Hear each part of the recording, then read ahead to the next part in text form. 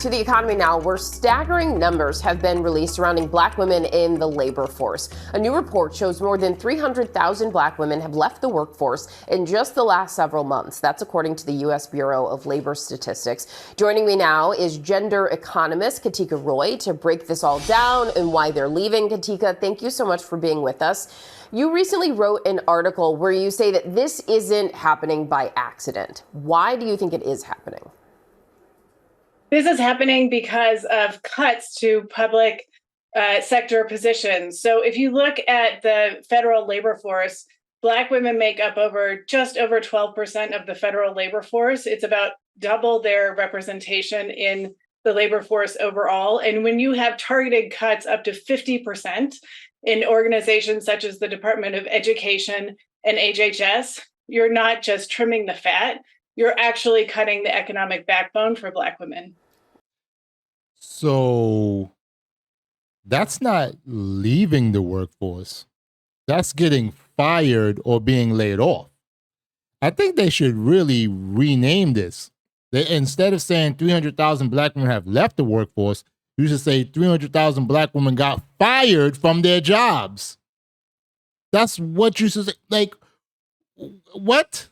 But all right, let's hear what they gotta say. Wow. And so what are some of the spillover effects from all of this? Well, one of the things that we know is that there is a connection between women's labor force participation and GDP. So just Black women's labor force participation has dropped by just over 2% in the last 3 months. And that has sucked over $37 billion out of US GDP. Wow. So this is the economic cost of gender policy ignorance. This is really fascinating because do you think that most people are unaware of the actual impacts of things like this? Absolutely. So when we often think about women's issues or Black women's issues, we think of it as an over there problem. It's not. It's an everybody problem. When our economy grows, that has more jobs and more income for everyone. So we know, for instance, overall, that for every 1 percentage point that women leave the labor force, there's a $146 billion hit to GDP. Oh my gosh. And so we've talked about the consequences, but is there an upside to all of this? Are we seeing women pivoting to entrepreneurship as they're leaving the workforce? What then are they doing? You know, that's a great question. And the truth is, we don't know where all of the 300,000 Black women that have actually been pushed out of the labor force have gone. We know that some of them have gone into entrepreneurship, which is not only because of luxury, but it's actually because of survival. And this is really a testament to their resilience, but it also shows the rigidity in our traditional employment systems. I love what they just did. And I don't know if you caught it, but I'm going to back it up. What they did right there, right here in this news segment, I have to salute ABC News because it showed Black women and Black men together as a family. As a family.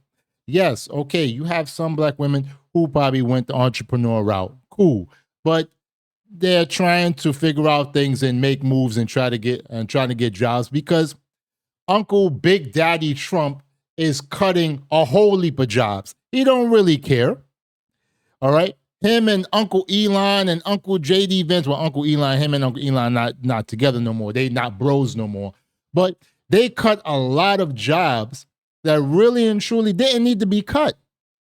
Instead of lowering taxes on the rich and the wealthy, they should have been raising taxes so that money can fund the things that need to be funded for. But I want to pinpoint and focus on those images that they showed, especially with this Black woman with her natural hair, pushing the baby carriage, being happy, smiling. That's good. And then this one right here, Black family, very, very good.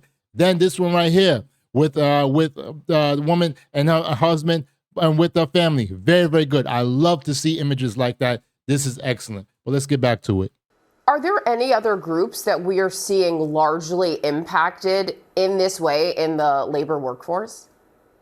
Not to this extent. So I track all of the data, as you can imagine, month over month by gender and race and ethnicity. And I started to see this trend about 3 months ago with this really precipitous drop in Black women out of the labor force. And this is a huge hit. And historically, just to give you a sense of the historical context, this is the first time in years that Black women's labor force participation has fallen below Latinas' labor force participation. Wow.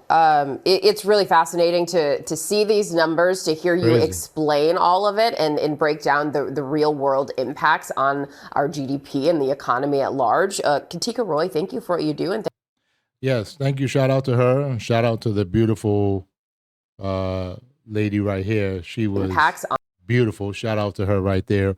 But yeah, it's a lot of things that's going on.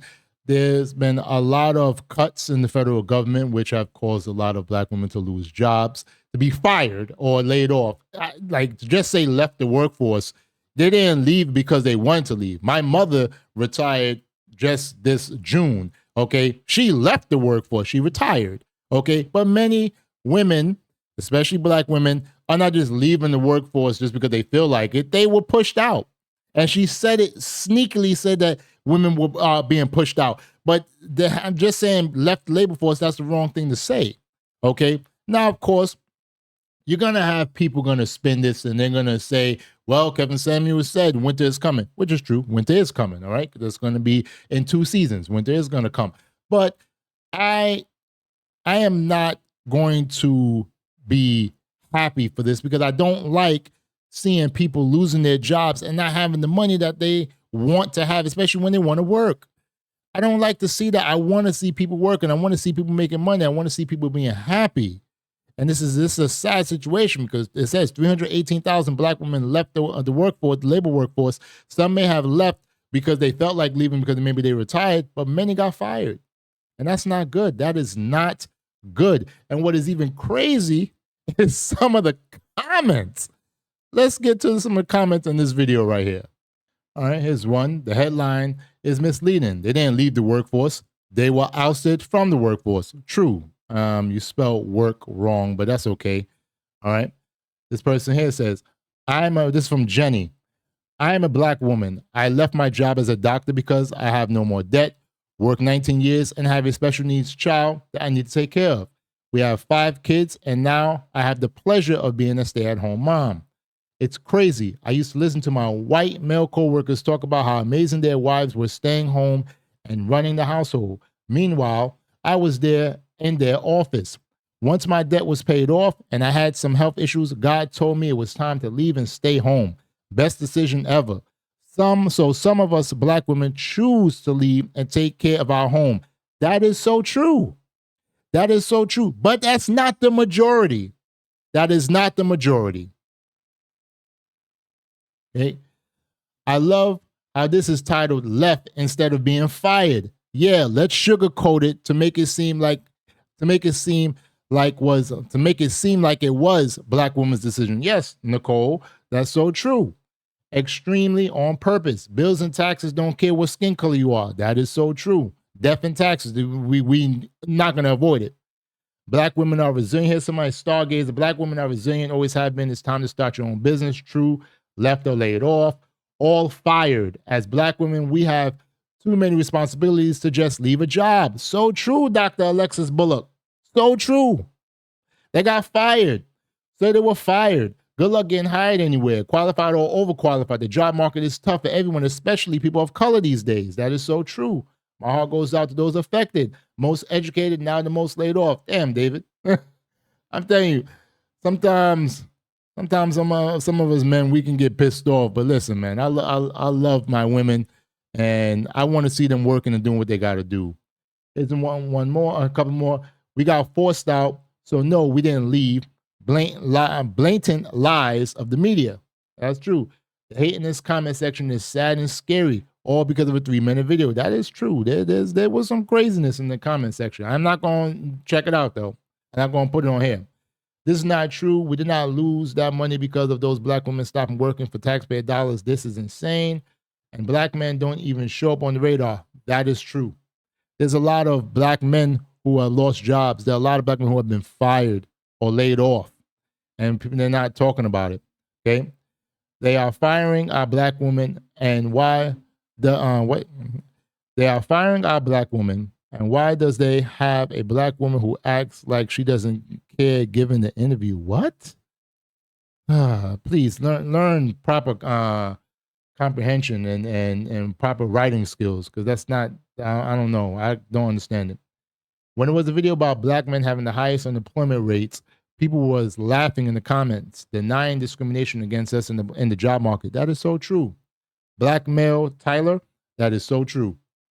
When it was black men and they got the highest unemployment, like, yeah, these black men are bums. It's down to third. Wait. Now the pendulum has shifted. So I'm gonna put the video in the description box, my brothers and sisters. Please check it out. Shout out to ABC News for making this short segment right here that they talked about it.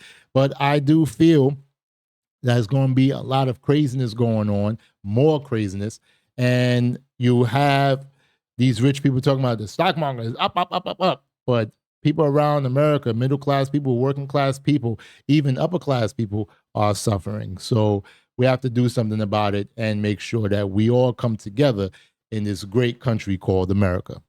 But my brothers and sisters, thank you so much for watching. I really appreciate it. If you haven't already, please like the video, make some comments, tell me how you feel about this one, and subscribe to this channel. All that good stuff will help as I continue to grow on this YouTube platform. Thank you for watching. Be safe. Have a wonderful, wonderful day. Peace.